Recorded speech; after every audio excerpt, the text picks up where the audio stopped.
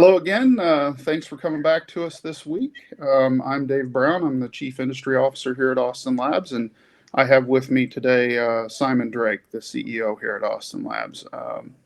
And today, we're going to talk a little bit about master data and master data maintenance and how it's best to be created from the beginning.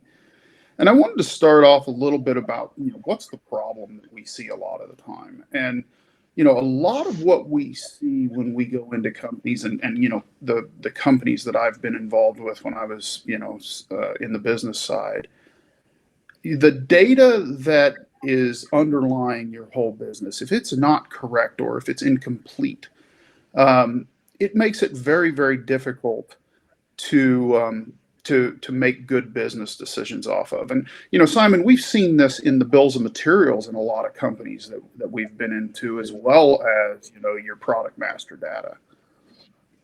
Have you seen anything that really stands out around bills of material issues? Yeah, I mean it's interesting. When you don't have this information right, and we talked about it previously when we were talking about Excel. If you don't have the data right in the system, you then have difficulty reporting on profitability. You have difficulty understanding what's a good product, what's a bad product.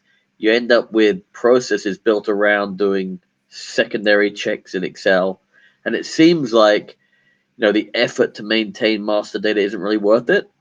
But what you find is when you don't have good master data, it just spawns a whole lot of other activity.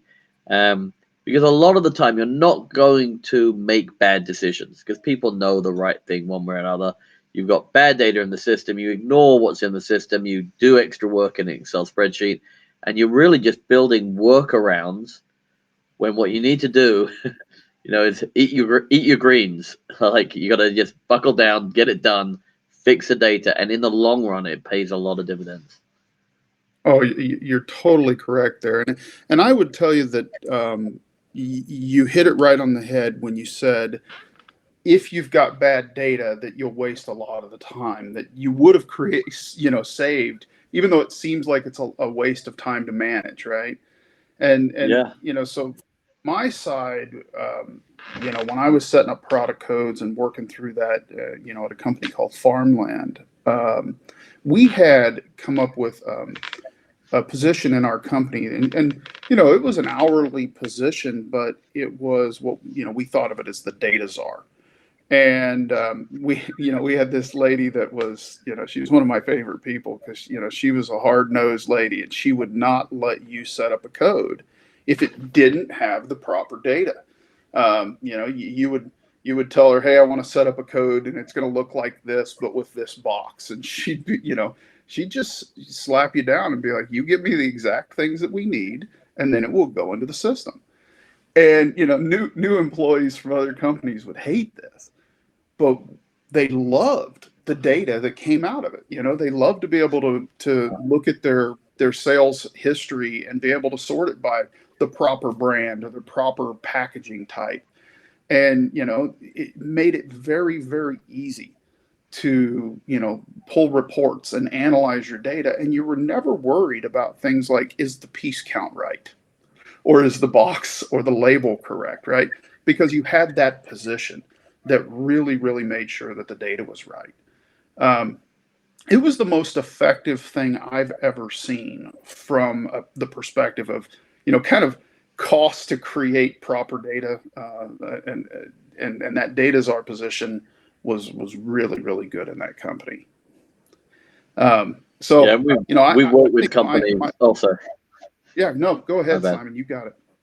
I was going to say we work with companies where the data isn't good, Oh my, and like yeah. getting it fixed is really time consuming.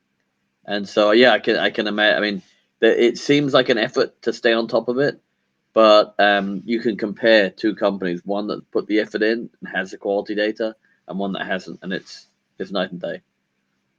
And it really is critical to being able to do higher level, thought processes, and even if you want to get into optimization and that kind of thing, you just can't do it with bad data. So, You know, it's the old statement, junk in is junk out, and it Yeah. really does apply here. So I think that's about it, unless you had something else, Simon. No, I'm good. Thank you. All right. Well, we'll catch you next week at another episode of Meat Matters.